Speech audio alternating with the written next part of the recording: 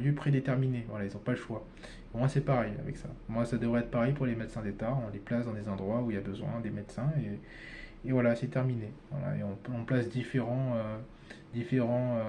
spécialistes au même endroit et éventuellement dans un lieu réquisitionné par l'État pour que le médecin n'ait pas à sortir des 1000 et des cents pour s'installer aussi dans des régions reculées où il ne connaît personne et où il n'a pas il ne sait pas où se placer pour être le mieux placé par rapport à la population et aux personnes qui vont le consulter, quoi.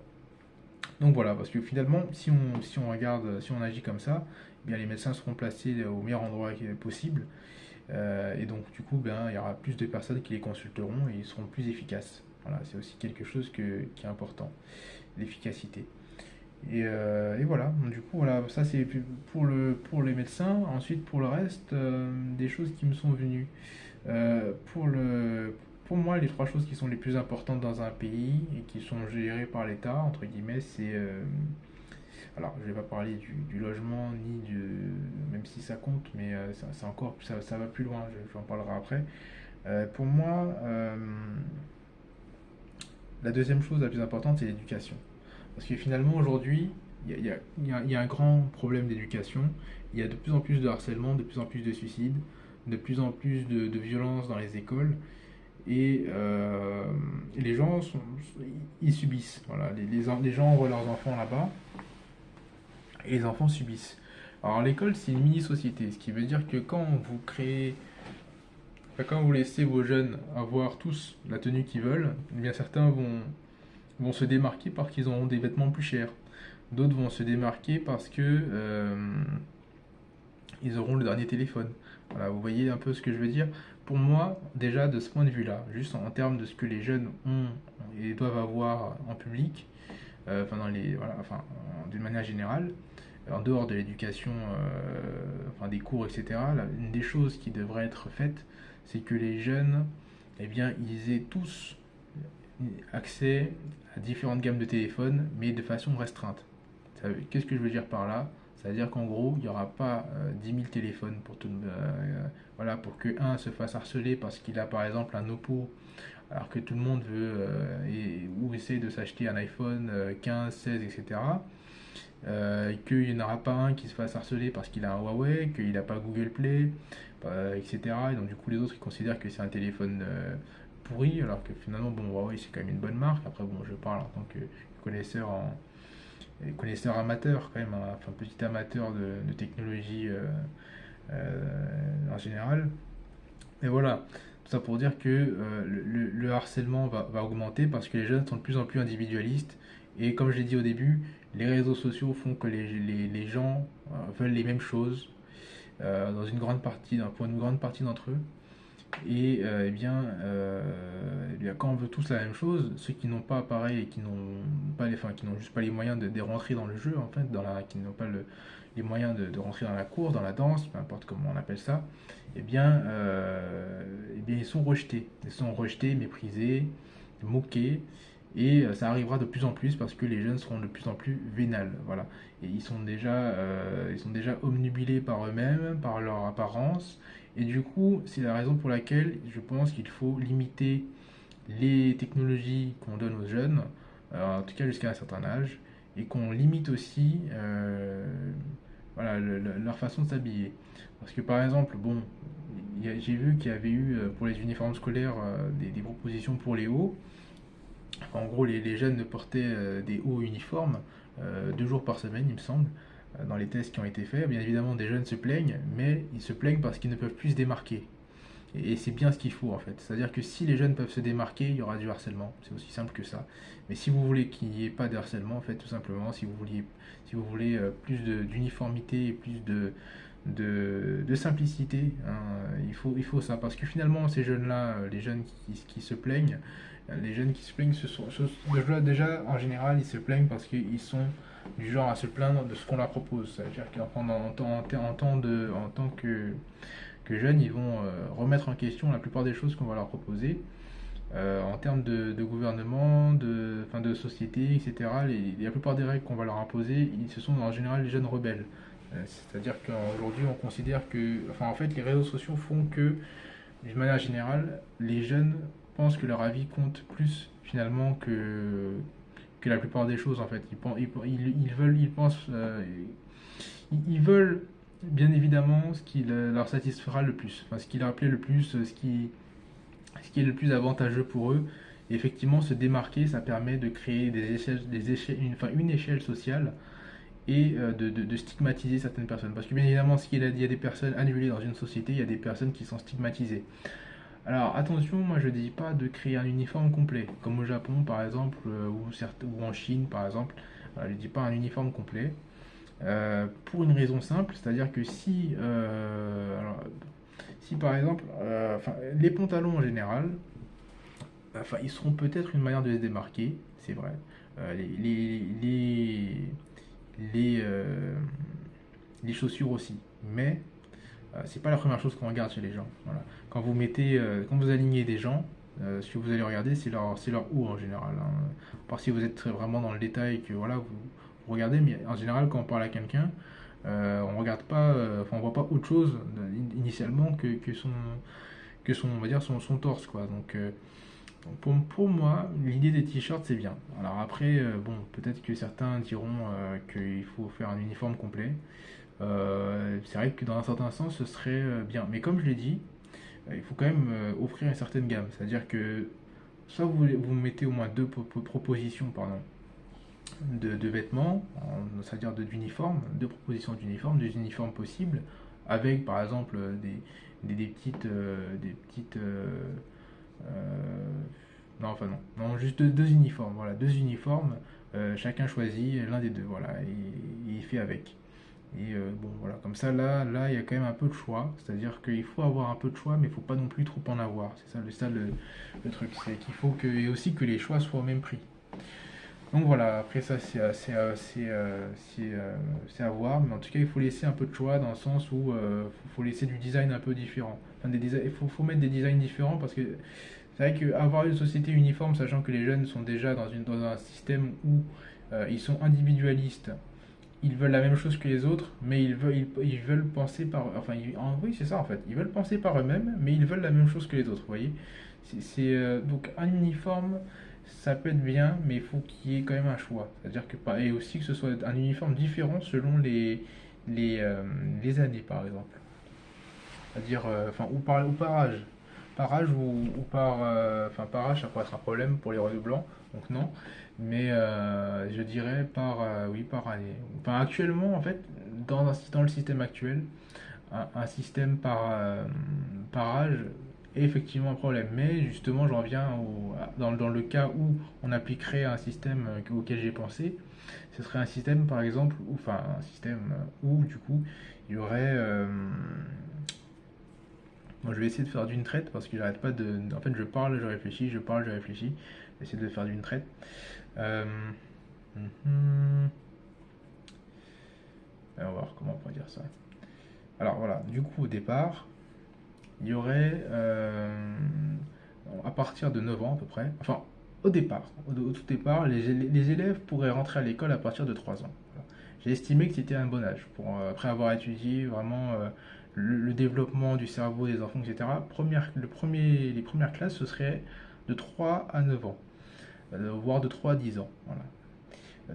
Enfin, sur cette période-là, les élèves feraient des choses un peu différentes. C'est-à-dire que, de mon point de vue, il faut développer différentes capacités à cet âge-là, mais il faut aussi parler notamment, par exemple, de l'histoire, de l'humanité. Voilà. Je pense que c'est important de le faire. C'est-à-dire que de parler de l'homme de Cro-Magnon, même de départ, hein, c'est-à-dire de l'homme qui est sorti d'Éthiopie au départ, de l'Homo sapiens, du fonctionnement du basique, hein, du basique, du b.a.-ba, avec des histoires, etc., de parler vraiment du début de l'humanité. Parce que ça crée une forme d'unité quand même. Et dans un pays qui est de toute façon multiculturel, ou en tout cas multiethnique, eh bien c'est important de créer un pont, un lien commun entre tous ces élèves qui ne se ressemblent pas, mais parlent au moins en général la même langue. Ils vont grandir ensemble, etc. Donc voilà, pour moi c'est important de commencer par ça. Ensuite viennent les classes supérieures. Alors là, pour moi, le brevet ne sert à rien. Voilà. Soyons totalement honnêtes, il n'y a aucun travail qu'on peut avoir avec le brevet. Le brevet est totalement inutile. Donc pour moi, la meilleure solution, ça aurait été de placer le bac à 16 ans, 15 ou 16 ans, c'est-à-dire, en fait, de mon point de vue, j'ai placé cette école secondaire déjà sur la période de 9-10 ans à 15-16 ans parce que c'est la période de la puberté. À la puberté, les jeunes vont avoir un comportement qui va changer et de fait, je pense que les cours doivent être adaptés à leur puberté. C'est-à-dire qu'à une époque, les élèves, enfin les jeunes, ils étaient avec leurs parents tout le temps et ils ne se rebellaient pas. C'est-à-dire que les jeunes au Moyen Âge ou avant, c'est-à-dire pendant des milliers d'années tout de même, les jeunes étaient avec leurs parents et ils apprenaient à faire ce que leurs parents faisaient en fait, tout simplement. Il faut se dire un truc quand même, c'est que quand un jeune, par exemple, là j'ai parlé des immigrés, quand un jeune immigré arrive en France ou que c'est pas ou qu'il grandit en France, il faut prendre un principe, faut prendre un principe simple en compte et qui n'est jamais dit. J'ai vu énormément de débats télévisés au cours des dernières années où personne n'a dit ce que je vais dire là. C'est en fait le jeune qui vient. Ses parents ont appris le français ou éventuellement sont. Bon, c'est très rarement, mais on va dire en général, la plupart leurs parents ont appris le français. Leurs parents ont appris le français, donc ils maîtrisent moins bien le français que les jeunes qui sont là depuis. Enfin, que leurs parents sont en France depuis 100, 200 ans, voire plus. Ce qui est normal. Ensuite, deuxièmement, ces jeunes-là, en général, les personnes qui émigrent, elles n'ont pas des compétences aussi académiques, enfin elles n'ont pas eu le même parcours académique que les parents des jeunes qui sont là depuis longtemps aussi. Ce qui fait que de base, le jeune, il a quelque chose en moins. C'est-à-dire que par exemple, eh bien, il aura moins d'aide pour faire ses exercices. Il aura, même dans le langage de ses parents, il y aura un langage plus simple. Il y aura il y aura des mots qu'il ne connaîtra pas forcément et que d'autres connaîtront avant lui. Parfois même qu'ils ne connaissent pas très tardivement. Donc c'est quelque chose qui est à prendre en compte. C'est-à-dire que on peut pas demander. C'est pareil qu'en termes de logement. C'est-à-dire qu'on ne peut pas demander objectivement, je parle pas de voilà, mais concrètement quand on arrive en France, on peut pas demander à avoir la même chose qu'un Français de souche, dans le sens où les Français de souche, eh bien, ils ont construit le pays. C'est-à-dire que dans des milliers d'années se sont passés, ils sont là depuis des milliers d'années, ils descendent de personnes, comme j'ai dit, qui ont évolué, qui ont vécu des ères glaciaires, alors que tous les autres peuples, non. Voilà, les Asiatiques, certes, ils se sont développés, certains ont vécu dans le froid, etc. C'est vrai, c'est d'ailleurs pour ça qu'ils ont les yeux bridés, c'est parce ils sont habitués, enfin leurs ancêtres étaient dans des régions très froides.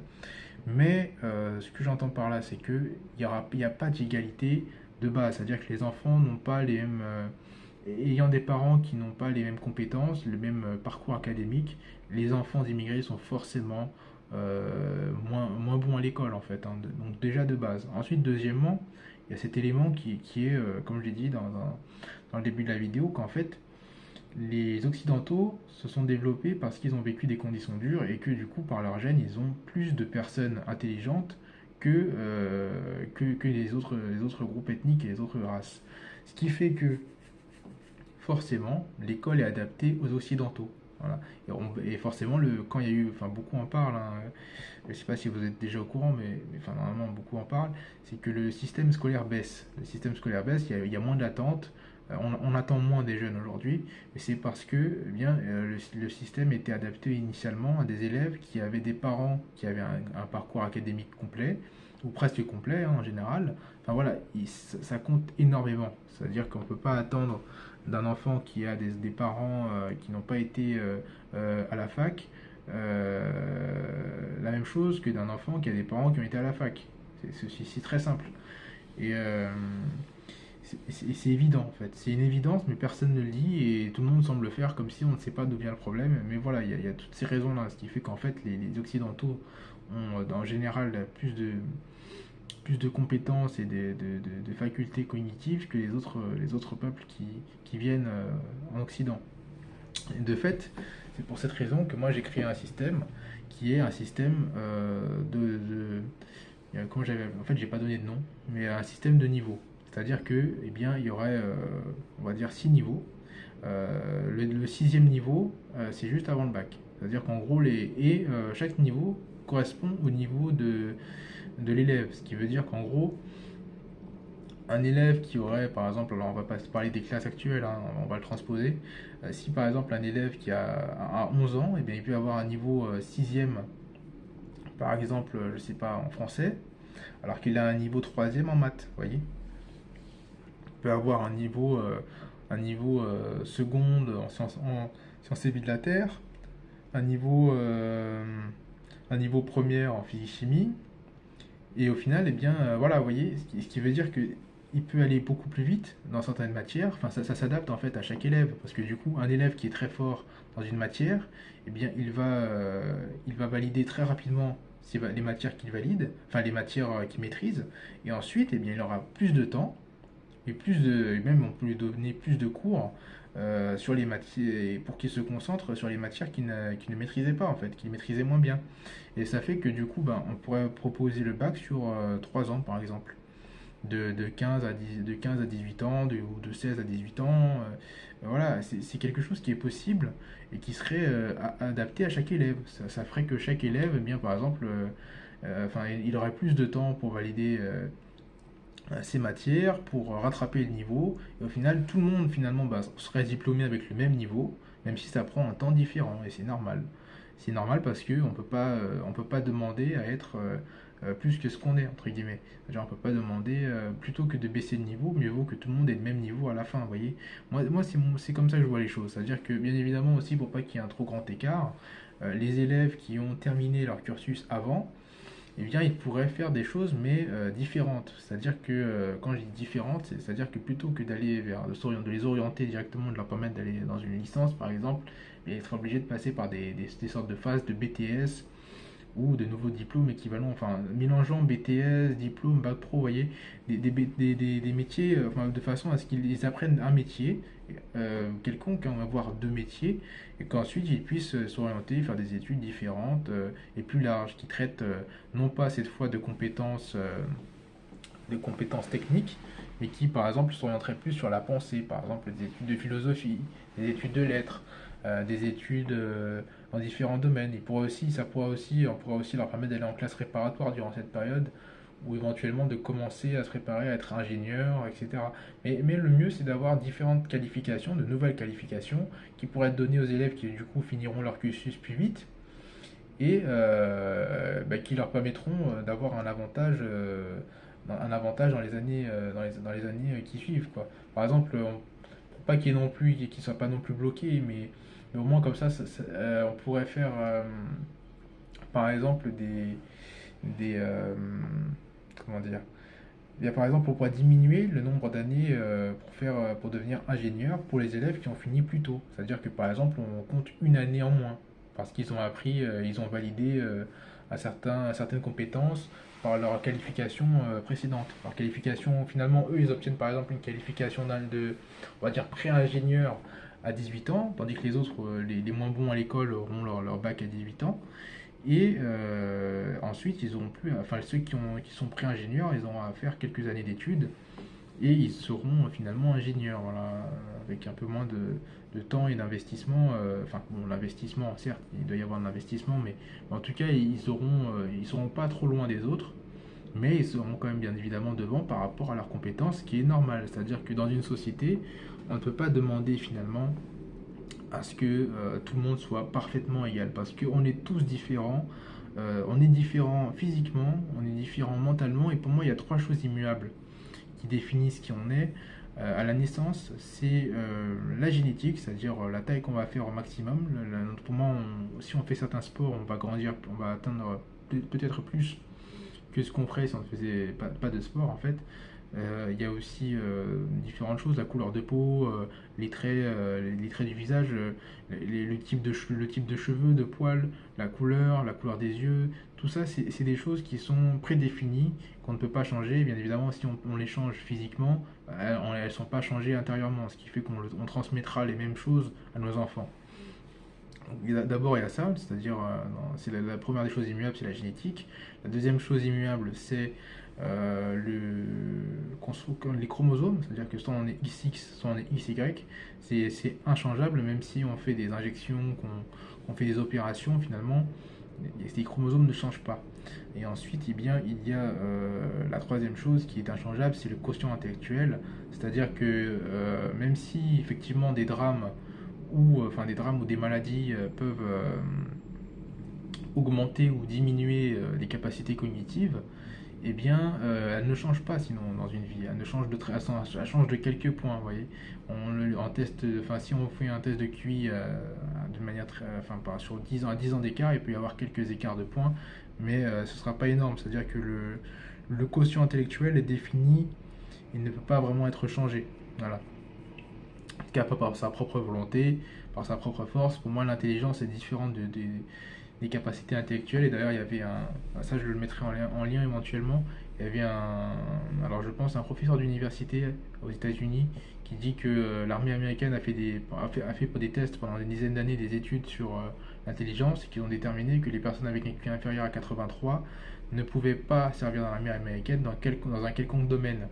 Et il expliquait qu'aux États-Unis, 15% de la population avait un QI inférieur à 83. Ce qui signifiait que, et du coup, il expliquait aussi, alors lui il a été plus loin, c'est que le problème des années à venir, c'est que les IA et les systèmes autonomes eh bien, visent à remplacer les métiers les plus courants, comme chauffeur par exemple, alors que finalement la majorité, le travail qui est le plus exercé aux États-Unis, c'est dans le transport, ce qui veut dire, c'est conducteur, donc conducteur de poids lourds de taxi ou peu importe.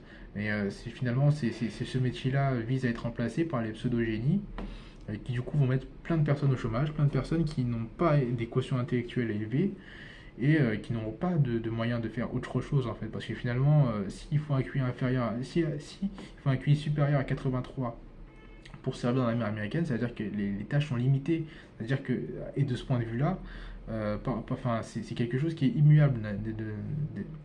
En premier lieu, c'est quelque chose qui est immuable, mais qui en plus, eh bien, ça prouve que la politique ment. C'est-à-dire que les personnes de droite pensent que quand on travaille, eh bien, on peut avoir ce qu'on veut. Peu importe si on travaille, eh bien, on peut réussir sa vie, on peut être qui on veut.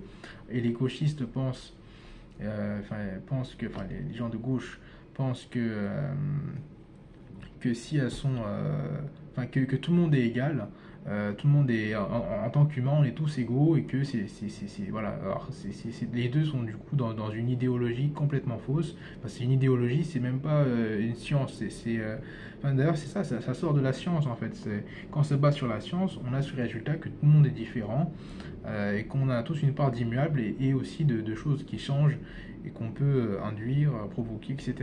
Voilà, et si on est comme ça, on est trois choses immuables et une multitude de choses qu'on peut changer.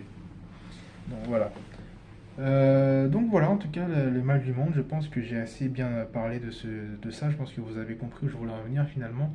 C'est vraiment que finalement l'Occident aujourd'hui est sur le déclin. Il est sur le déclin parce qu'il a atteint finalement il a atteint sa limite. Voilà, il a atteint sa limite. Donc du coup, il s'est mis à, il n'avait plus rien à rêver, plus rien à imaginer. Du coup, il s'est désuni. Et cette désunion fait qu'aujourd'hui, il y a pléthorie de croyances, de fausses croyances malheureusement aussi. Et malgré qu'il y ait finalement des informations dans tous les domaines, il y a finalement quand même une perte de connaissance globale de la réalité. C'est une déconnexion. C'est-à-dire, pour beaucoup, la réalité n'existe plus. Ce qui compte, c'est eux-mêmes en fait. Mais bon, ça j'en parlerai dans une prochaine vidéo. Quoi qu'il en soit, si vous avez aimé et que vous êtes arrivé jusque-là, je vous remercie et j'espère pouvoir peut-être vous avoir appris quelque chose éventuellement. N'hésitez pas à partager, à mettre un commentaire si vous avez une question, à me contacter sur Instagram ou bien, voilà, vous pouvez partager, liker la vidéo et voilà si ça vous a plu. Et prochaine vidéo, je pense que je vais faire une prochaine vidéo qui va expliquer les différents thèmes que je vais traiter. Bah, je vais la sortir juste après, donc comme ça elle sera disponible. Vous pouvez la voir, vous pourrez aller la voir littéralement. Vous aussi, vous avez regardé cette vidéo, vous pouvez directement. C'est que j'ai déjà publié l'autre, donc vous pouvez directement aller voir sur la chaîne et je parlerai du coup très brièvement des différents thèmes que je vais aborder. Donc voilà, bah, je vous souhaite une bonne journée ou une bonne soirée, selon à quel moment vous avez regardé. Et puis voilà, j'espère. Alors moi, ce que je tiens à dire, si je parle de tout ça aussi, c'est dans un but de changement. C'est-à-dire que bien évidemment, cette vidéo, bah, je vais mettre de l'argent dessus pour qu'il y ait une pub. Cette pub-là, bah, la vidéo ne me rapporte pas d'argent, bien évidemment. Mais moi, ce que je veux, c'est vraiment transmettre un message et mettre des mots sur des choses qui sont finalement bah, moi, je les ai trouvés dans un certain sens. C'est-à-dire que moi, je me suis basé sur la science, sur mes recherches. Bien évidemment, il y a des choses auxquelles je crois qui ne sont pas forcément encore prouvées scientifiquement, mais vous avez bien vu que c'est quand même logique, que j'ai un parcours cohérent dans ce que je dis.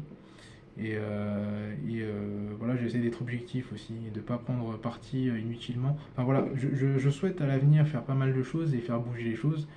Si vous voulez participer et me soutenir, n'hésitez pas à vous abonner. Et je serai ravi éventuellement de vous parler sur Instagram si vous voulez, ou sur d'autres réseaux sociaux. Je ne sais pas si je vais aller sur d'autres réseaux sociaux actuellement, enfin, si je vais ouvrir un autre compte sur un réseau social actuellement, mais bon, si ça arrive, ben, n'hésitez pas à y aller si vous n'avez pas de compte sur Instagram.